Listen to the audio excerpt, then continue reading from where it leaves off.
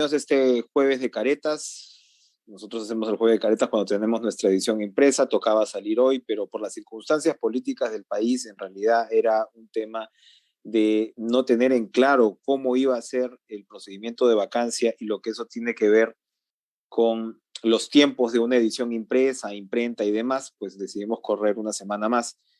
Pero claro, nuestra revista impresa de todas maneras ha llamado la atención porque fue a la que se aferró el presidente Pedro Castillo ayer durante incluso horas, aparentemente, cuando fue detenido en la prefectura. Y hemos bromeado con que ojalá hubiera leído Caretas. Y sí, ojalá hubiera leído Caretas el presidente Castillo. Esto no hay que olvidarlo. Tiene pues también un trasfondo trágico, eh, personal, ¿no? Para alguien que evidentemente llegó a la presidencia de la República con el apoyo de un sector de la población, algunos por no votar por Keiko Fujimori, otros porque honestamente veían en Castillo una esperanza y eso implica ese 20% que puede haber tenido de popularidad incluso hasta el final de su mandato. Hay un sector que veía en Castillo una esperanza.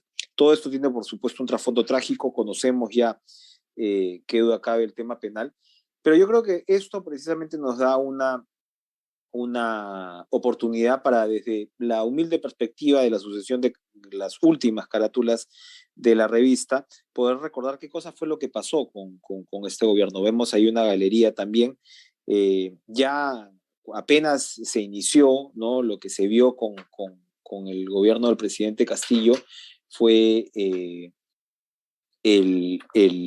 tema de, de cómo iba a configurar un esquema de gobernabilidad, ¿no? O sea, incluso quienes no estuvieran detrás de el tema del fraude o esta teoría, ¿no? E incluso quienes pudieron votar desde el otro lado por Fujimori sin que eso implique que hubieran votado por Fujimori en cualquier otra circunstancia,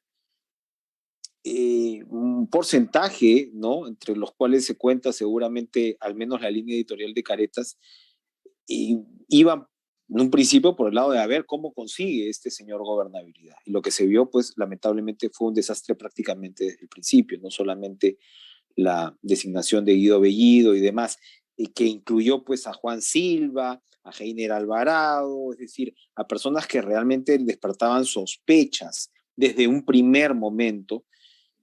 Ya era como para preocuparse realmente. Luego, ¿no? Después de este interregno entra Mirta Vázquez, que fue algo también sumamente convulso. El propio Castillo no se dejó eh, asesorar, si se quiere, de manera adecuada. Y claro, la propia Vázquez cometió errores, pero miren ustedes pues cómo ha sido, ¿no? Comenzamos con el año que está terminando con el señor Bermejo tomando el control de Energía y Minas y ahora dice que quiere elecciones adelantadas. Se habló en algún momento de la influencia cubana.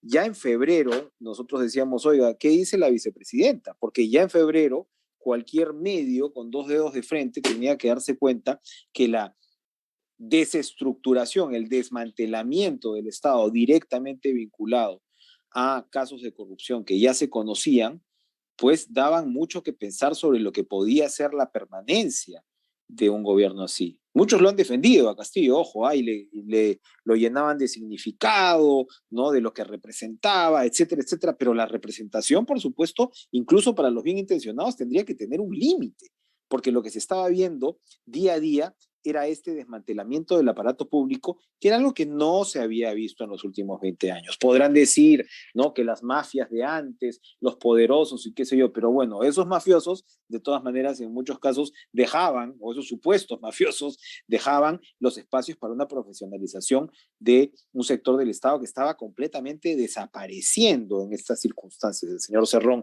tenía mucho que ver ahí. Ya la fuga del señor Juan Silva, cómo la DINI, ¿no? Y la policía fueron tomadas. Hablamos nosotros en un momento también, pues, de lo que significaron los niños, ¿verdad? Y finalmente se llegó a la situación que hemos llegado ahora. Es trágico, ¿no?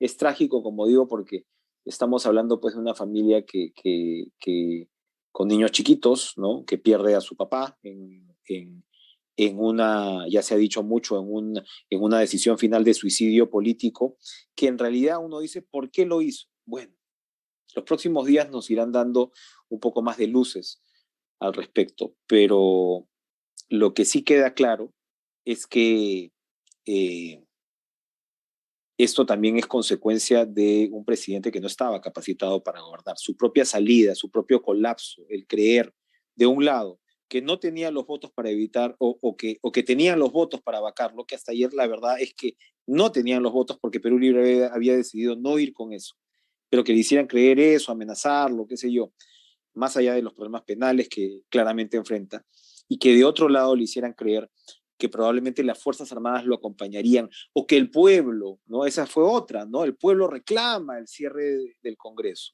¿no? El pueblo te va a aplaudir si cierras el Congreso, lo decía Aníbal Torres, me lo piden por todas partes. Nadie aplaudió, todo lo contrario, las instituciones cerraron filas rápidamente y esta intentona de golpe de Estado se conjuró en apenas un poco más de una hora y ahora no solamente Castillo enfrenta sus problemas legales, que ya sabemos los tenía, y por las declaraciones de Salatiel Marrufo ante la Comisión de Fiscalización estaban más que confirmados, pero no solamente eso, enfrenta pues una situación de sedición, de rebelión, que lo pone en una segura condena carcelaria que podría ir, se habla pues de hasta 20 años. Y eso es trágico. Y eso es trágico porque finalmente es la consecuencia de tener un presidente que no contaba bajo ninguna circunstancia con las herramientas para poder encarar una función como esta, que al final se quedó solo con un círculo ya no solo de corifeos, sino en algunos casos de gente que parecía cuyas opiniones antes se habían conocido y que estos radicalismos, prácticamente chifladuras, terminaban pues en lo que han terminado, ¿no? Y eso habla mucho, esta aparente inimputabilidad, ¿no? A la que se alude el presidente, habla mucho de nosotros como sociedad, de qué tipo de liderazgos son los que se producen y de, por supuesto, por qué personas con tan pocas capacidades o tan incorrectas capacidades en este caso pueden llegar nada menos que la primera magistratura.